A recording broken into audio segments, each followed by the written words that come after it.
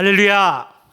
한 주간 동안 또 태풍과 더위로 인해서 우리들이 많이 지쳐 있는데 오늘 하나님의 말씀을 통해서 성령의 위로하심을 경험하고 힘을 얻는 귀한 예배 시간이 되시기를 주님의 이름으로 축복합니다. 우리가 지난주에 성령이 주도하시는 선교에 대한 말씀을 함께 나누었는데요. 오늘 본문의 말씀의 배경이 그렇습니다.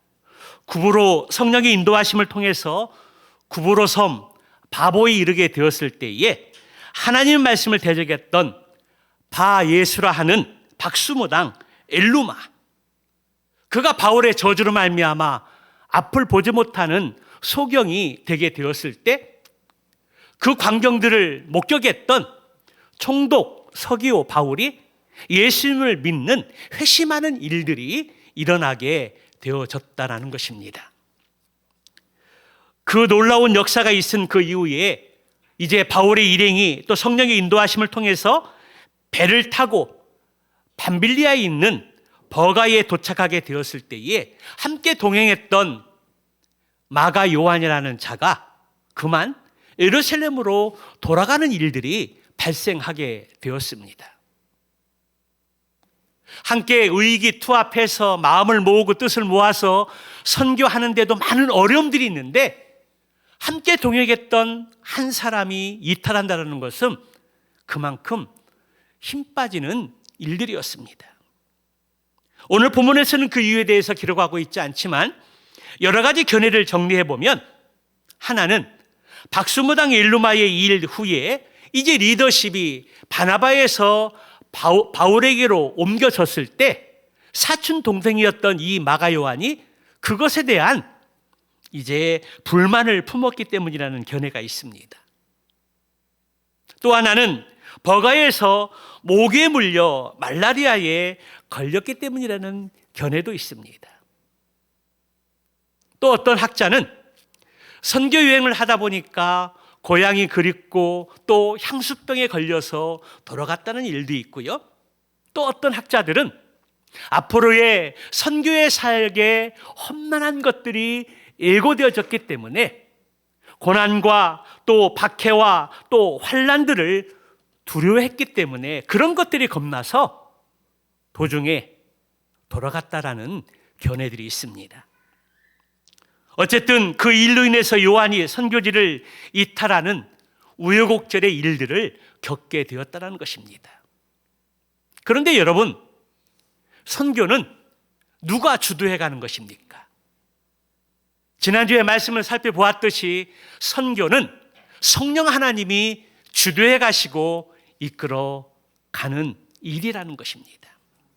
그럼에도 불구하고 성령의 인도하심을 통해서 바울과 바나바는 버가에서 비시디 안디옥과 이고니온과 루스드라와 더베 지역들을 걸어다니면서 열심히 복음의 말씀을 전했습니다. 그리고 이제 돌아오는 길에 들렸던 여러 지역들을 다시 살피고 무사히 배를 타고 파송교회인 수리아 안디옥 교회로 귀환해서 1차 선교 보고를 드리고 무사히 1차 선교를 마치게 되었습니다. 그러나 선교를 통해서 세워진 교회들은 여전히 연약하고 도움이 필요한 상황에 놓여 있었습니다. 사도행전 15장의 말씀에 보면 며칠 후에라고 나와 있지만 아마도 이 며칠 후는 2년, 3년 후의 일인 것들을 우리는 생각할 수 있기를 바랍니다. 2, 3년 후에 바울이 바나바에게 말하기를 우리가 주의 말씀을 전한 각 성으로 가서 형제들이 어떠한가를 방문하자고 제안합니다.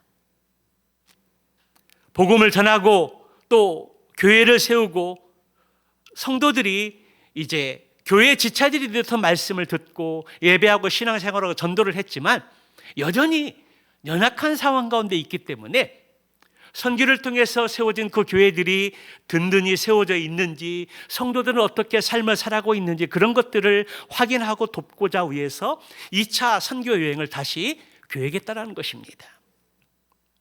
그런데 바울과 바나바는 이 두 사람이 마가 요한을 데리고 가는 그 문제로 인해서 마찰이 생기게 되고 의견이 대립하던 가운데 심히 다투고 헤어졌더라고 사도행전 15장 후반부의 말씀에 기록하고 있는 것을 보게 됩니다. 바나바는 요한을 데리고 가자는 생각이었고 바울은 1차 여행 때 이탈한 사람을 다시 데려가는 것을 못마땅하게 여겼던 것입니다. 바울의 생각은 선교를 제대로 하려면 준비된 사람이 나아가야 한다는 입장이었고, 바나바는 비록 실패한 사람에게도 다시 한번 기회를 주어 사람을 세워가야 한다는 입장이었다는 것입니다. 이 일로 바나바와 바울이 심하게 다투게 되었습니다. 이것을 보면 바울은 일 중심의 사람이었고 바나바는 사람 중심의 사람이었다는 것입니다. 결국 두 사람은 심히 다투고 갈라서게 되었습니다. 그래서 바나바는 마가를 데리고 구브로로 가고 바울은 실라를 데리고 수리아 길리기아로 떠나게 되어진 것입니다. 이 사건을 통해서 성경은 바울의 결정을 지지한 것으로 보여집니다. 사도행전 16장 이후의 말씀을 보게 되면 바울과 실라의 전도팀이 기록되고 계속 이어져 가는 것을 보기 때문입니다. 반면에 바나바 전도팀에 대한 기록은 이제 성경에서 사라집니다. 기록되어지지 않다라는 것입니다. 그러면 여러분, 바나바 전도팀은 실패한 것일까요? 바나바가 잘못된 판단을 한 것일까요? 그렇지 않습니다. 길게 보면 잘못된 선택이 아니라는 것을 우리는 확인할 수 있습니다.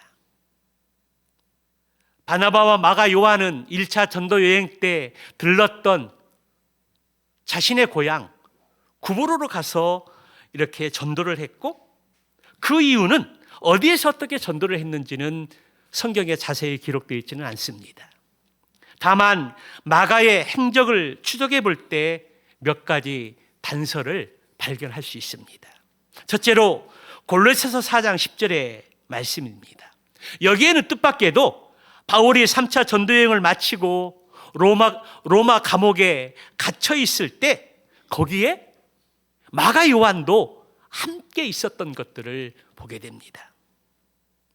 마가는 베드로가 로마에 가서 전도하게 될 때에 헬라어에 능통하지 못했던 이 베드로의 통역을 감당하기 위해서 마가 요한이 동행했던 것입니다. 그러한 상황에서 마가 요한은 감옥에 있는 바울을 옆에서 이렇게 함께하고 있는 것들을 보게 됩니다. 하나님의 사역을 위해 복음을 전하다가 고난당하는 바울을 주변의 제자들이 많이 보았습니다. 그리고 데마라는 이 제자는 바울의 고난당하는 것들을 보면서 실망한 나머지 그가 복음을 등지고 세상을 사랑하여 떠났다라고 성경은 기록을 하고 있습니다. 복음을 전하고 고난당하는 바울을 보면서 어떤 사람들은 실망하고 세상을 향하여 떠나는 사람도 있었던 반면에 마가 요한은 감옥에서 고난당하는 그 바울을 섬기고 지키며 함께 했던 것입니다. 두 번째로 베드로전서 5장 13절의 말씀을 보게 되면 베드로는 로마에서 베드로 전서를 기록을 했는데요. 5장 13절의 말씀을 보게 되면 바벨론이라고 표현하는데 여기 바벨론은 로마를 가리킵니다. 그 진실을 숨기기 위해서 바벨론에 있는 교회, 로마에 있는 교회에 마가 요한을 소개하면서 마가 요한을 어떻게 표현하고 있습니까? 내 아들 마가도 그리하느니라. 오늘 베드로는 베드로 전서를 기록을 하면서 5장 13절에 로마 교회의 마가를 소개하면서 내 아들이다, 내 영적인 아들이라고 그렇게 소개하고 있는 것들을 보게 됩니다. 요한은 바나바에게 사랑을 받았고 바울에게 또 사랑을 받았을 뿐만 아니라 베드로에게도 사랑받는 제자가 되어진 것입니다. 세 번째는 디모데후서 4장 11절의 말씀입니다. 이 디모데후서는 사도 바울이 순교하기 직전에 영적인 아들이었던 디모데에게 보내는 편지의 내용인데요. 여기에 보게 되면 4장 11절의 말씀을 보게 될 때 누가만 나와 함께 있느니라, 내가 올 때에 마가를 데리고 오라, 그가 나의 일에 유익하니라. 디모데에게 편지를 보내면서 마가 요한을 내게 데리고 오라, 그가 나의 일에 유익하다라고 그렇게 표현하고 있습니다. 바울은 마가가 자기에게 유익한 사람, 다른 표현으로 성경으로 말하면은 쓸모 있는 사람이라고 그렇게 설명을 덧붙이고 있습니다. 이전에 마가 요한은 어떤 사람이었습니까? 쓸모없는 사람이었습니다. 1차 선교 여행에 동행을 했다가 두려움 때문에 다시 고향으로 돌아간 사람이었습니다. 참으로 유약한 사람이었다는 것입니다. 겁이 많은 사람이었다는 것입니다. 그는 선교사에게 방해만 되는 배신자였다는 것입니다. 이 젊은 제자를 데리고 가자고 했던 바나바와 심하게 다퉜던 바울은 이제 마가 요한을 향해서 나의 일에 유익한 자다, 나의 일에 요긴한 사람이다, 나의 사역에 꼭 필요한 사람이라고 그렇게 말하면서 데리고 오라고 그렇게 말씀하고 있습니다. 이러한 결과를 보면 바울은 바나바가 마가 요한을 감싸고 감싼다라고 싸운 것이 조금은 미안할 듯합니다. 당시에는 바나바가 우유부단하고 하나님의 일보다 인정에 끌린다고 생각했는데 지금 보니까, 마가 요한을 보니까 바나바의 선택이 참으로 옳았던 것들을 보게 됩니다. 아마도 바나바는 바울과 갈라선 그 후에 마가 요한이 하나님의 나라와 복음 사역에 꼭 필요한 사람으로 세워지기를 소망했을 것입니다. 그래서 두려움이 많고 부족한 마가 요한을 위해서 기도하고 기도했을 것입니다. 하나님의 말씀을 가르치고 그를 잘 양육했을 것입니다. 마가 요한은 그러한 바나바의 마음을 이신전심으로 느꼈을 것입니다. 자기 하나 세우고자 바울과 다투고 갈라선 것을 아마도 마가 요한은 마음속에 늘 죄송한 마음을 가지고 있었을 것입니다. 그래서 마가 요한은 내 평생의 소원은 어디서나 유익한 사람이 되는 것이다, 하나님 나라에도 유익한 사람이 되고 복음 사역에도 유익한 사람이 되고, 그리고 사도 바울에게도 인정받는 사람이 되고 싶은 그러한 소망과 기도의 제목을 가지게 되었을 것입니다. 그리고 결국 바울이 마가 요한을 표현할 때에 나의 일에 유익한 사람이다, 꼭 필요한 사람이라고 그렇게 말하는 것을 들을 수 있었던 것입니다. 사도 바울이 순교한 그 이후에 마가는 바나바를 모시고 함께 구브로로 갔습니다.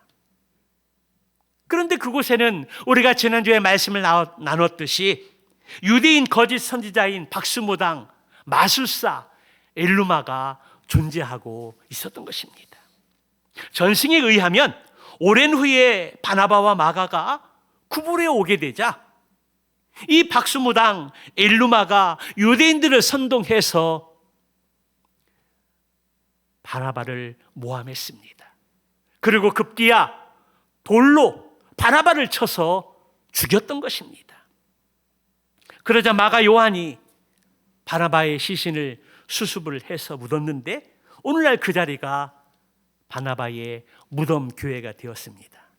주보 일면에 보면 교회 하나가 이렇게 사진이 걸려 있는데 바로 그것이 바나바의 죽음을 이렇게 기념하면서 세운 바나바 무덤 교회입니다.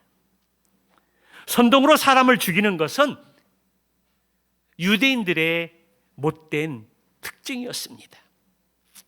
유대인들은 예수님을 십자가에 못 박으라고 소리치며 빌라도 총독을 압박했습니다.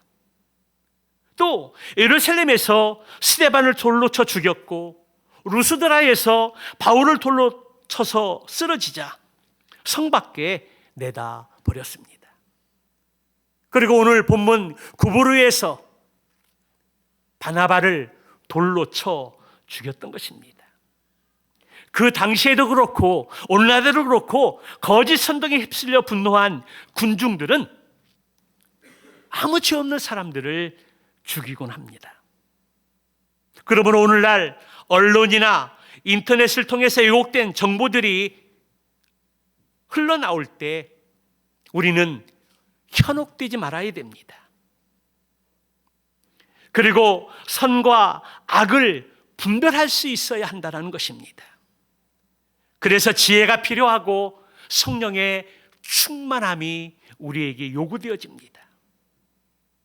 성도 여러분, 말씀과 기도 가운데 바로 서서 세상에 치우친 것에 현혹되지 않고 영적 분별력을 갖고 하나님의 뜻을 분별해서 정의와 공의를 행할 수 있는 저와 여러분들이 다 되시기를 주님의 이름으로 축원합니다.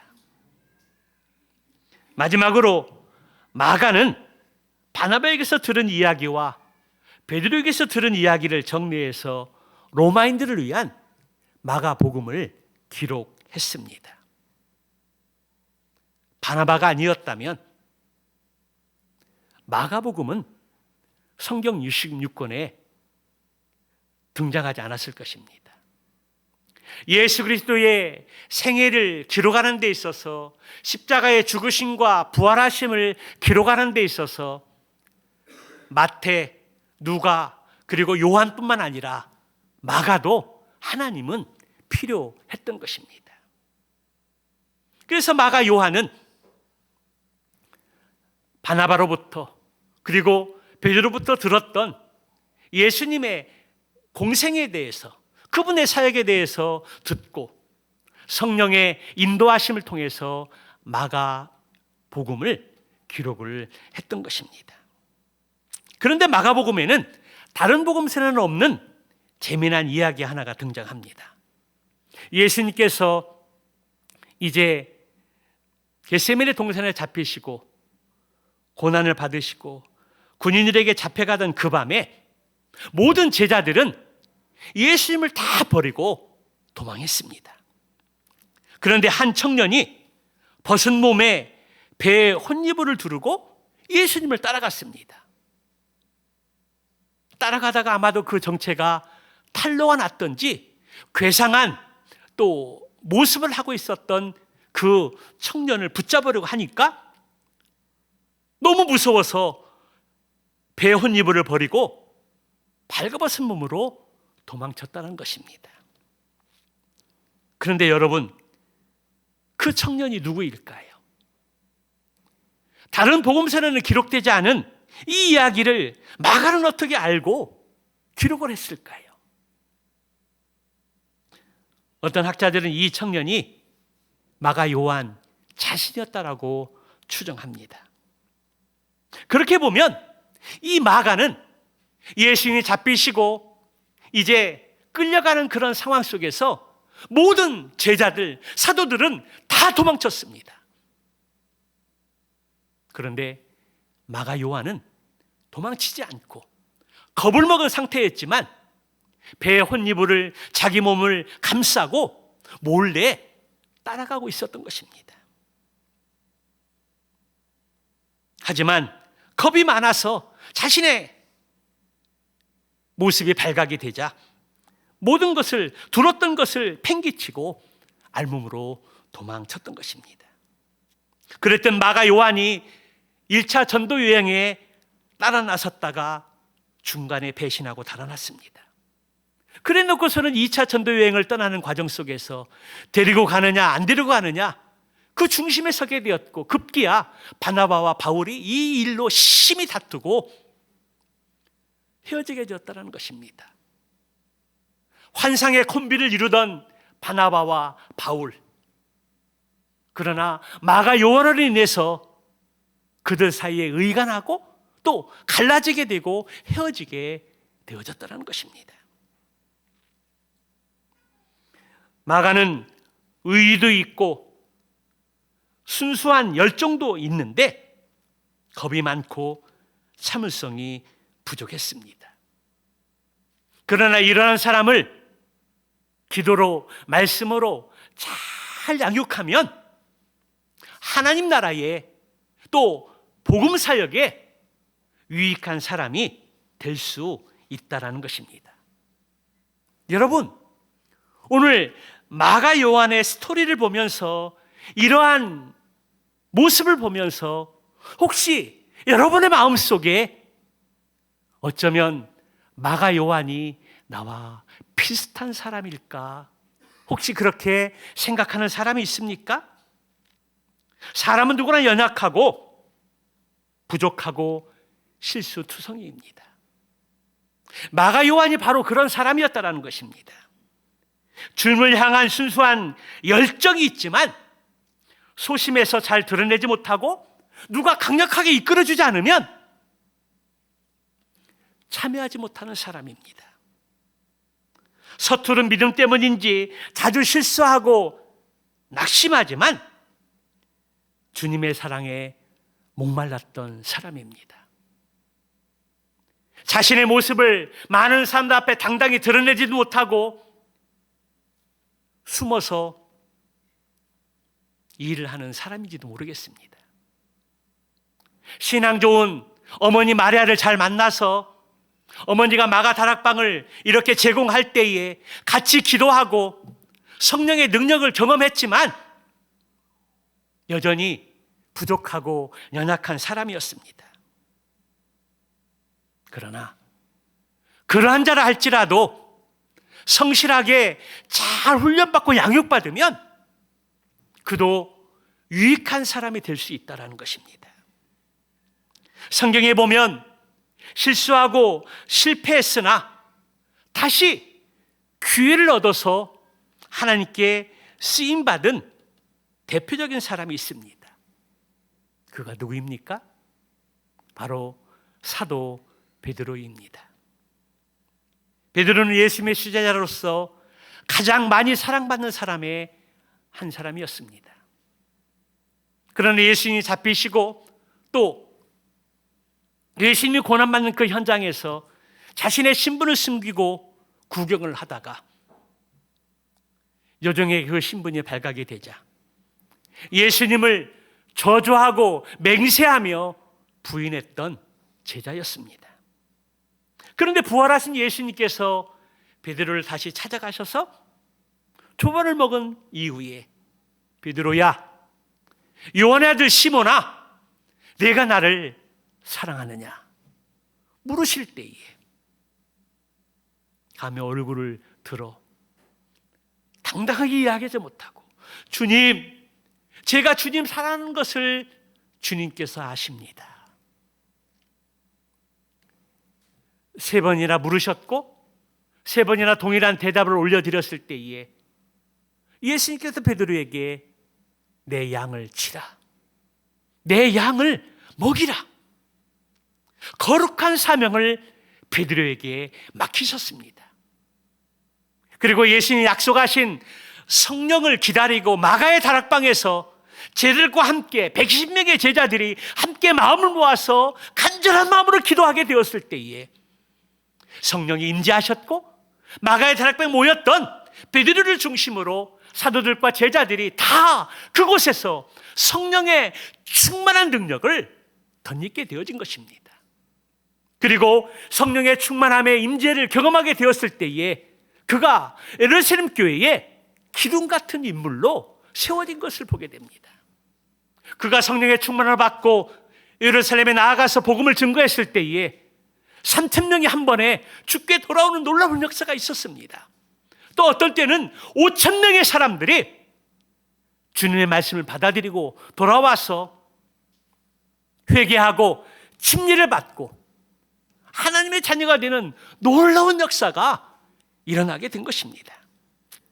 이방인 고넬료의 그 가정에 가서 복음을 전하게 되었을 때에 이방인들에게도 성령의 역사가 일어나는 것들을 경험하게 되었고, 고넬료의 가정을 통해서 이방 선교가 시작되어지는 기초를 여는 은혜를 경험하게 되었다는 것입니다.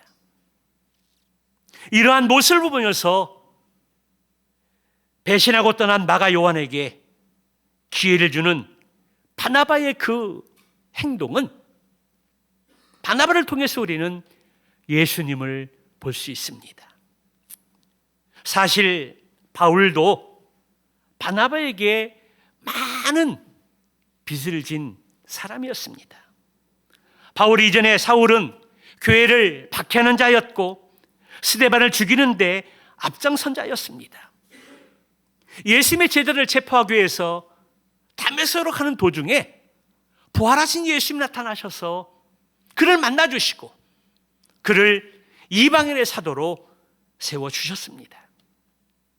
그러나 아무도 그가 주님의 제자가 된 것을 믿지 않았습니다. 그때 바나바가 나서서 사울을 사도들에게 데리고 가서 그가 어떻게 예수를 만났는지, 예수를 만난 이후에 예수 그리스도에 대해서 많은 사람들에게 어떻게 전하고 증거하는지 변호해 주었습니다. 그 후에 사울이 고향 다소에 들어가 있을 때에 바나바는 안디옥 교회에 파송을 받았습니다. 그리고 성경을 가르치면서 일손이 부족하게 되었을 때에 사울을 기억했습니다. 그리고 사울을 데리러 다소에 가서 사울을 데리고 와서 두 사람이 의기투합하여 성령 충만한 가운데 말씀을 가르치게 되었을 때에 안디옥 교회가 비로소 그리스도인이라는 그러한 별명을 얻게 되어진 것입니다. 이 모든 사역을 할 수 있는, 출발할 수 있는 그 역할을 감당했던 사람이 바로 바나바입니다. 이런 여러 모습들을 보게 될 때에 바울 또한 바나바에게 많은 사랑의 빚을 진 사람이었습니다. 우리는 이 세상을 살아가면서 실수할 수 있고 실패할 수 있습니다. 실수했고 실패했고 배신한 것으로 치자면 바울은 마가 요한을 비난할 수 없습니다. 그런데도 바울은 마가 요한 때문에 바울과 심히 다투고 헤어졌던 것입니다. 그러나 성령님은 바울을 통해서 복음이 땅끝까지 전파되도록 바울을 이끌어 가시고 또 주도하시는 것들을 우리는 성경의 역사를 통해서 볼 수가 있습니다. 세상에는 마가 요한 같은 많은 사람이 있습니다. 또 세상에는 바울과 같은 사람도 많이 있습니다. 그러나 바나바 같은 사람은 흔하지 않습니다. 저도 바나바와 같은 아량이 부족할 때가 많이 있습니다. 그렇다고 바울만큼 능력이 있는 것도 아닙니다. 바울처럼 능력이 없으면 바나바처럼 마음이라도 넓으면 좋을 텐데 그렇지도 못합니다. 여러분은 어떻습니까? 순수하지만 겁이 많은 청년 마가 요한, 헌신을 약속해 놓고 선교가 어렵다고 도망쳐버린 마가 요한을 보면서 어떻게 하는 것이 최선의 방법일까요? 바울은 그런 사람을 좋아하지 않았습니다. 다시 상종할 가치로 여기지 않았다라는 것입니다. 어쩌면 바울의 말이 맞는지도 모릅니다. 선교가 무슨 장난도 아니고 그런 사람을 다시 데리러 갔다가 또 두 번 다시 그런 일이 일어나게 되면 선교에 큰 어려움을 가지게 되는 것입니다. 그래서 바나바가 마가 요한을 데려가자고 할 때에 탐탁지 않게 생각했습니다. 그래서 서로 싸우고 다투고 갈라졌다는 것입니다. 하지만 더 큰 밑그림을 보게 될 때 바나바의 선택이 옳았음이 증명이 됩니다. 그렇다고 바울이 잘못한 것도 아니지만 바나바가 더 바른 선택을 했다는 것입니다. 바나바가 조금 더 예수님을 닮았습니다. 실수했다고 버리고 실망시켰다고 버릴 것 같으면 주님의 사역을 감당할 사람은 이 세상에 아무도 없습니다. 저 또한 목사는커녕 성도로 남기도 어려운 존재였을지 모릅니다. 그러므로 부족하고 연약한 사람을 지금까지 인도해 주시고 사용해 주신 것은 모든 것이 다 하나님의 은혜였습니다. 주님은 지금까지도 수없이 저를 용서해 주시고 있는 모습 그대로 받아주시고 그리고 새로운 기회를 주셨기에 오늘까지 여기까지 이 자리에 올 수 있었고 이 강단에 설 수 있었습니다. 그리고 앞으로 남은 사역에도 하나님의 사랑과 능력으로 인도해 주실 줄 믿습니다. 그래서 저는 설교를 준비하면서 저의 소원 한 가지가 추가되었습니다. 물론 모든 삶에서 하나님의 영광을 위해서 살아가는 것, 그리고 예수님을 닮아가는 것은 최우선으로 복선을 깔고 그 다음으로 추가되는 기도 제목은 바나바를 닮아가는 것입니다. 주님, 제가 바나바를 닮고 싶습니다. 바나바로 살고 싶습니다. 주님, 바나바처럼 사역하고 싶습니다.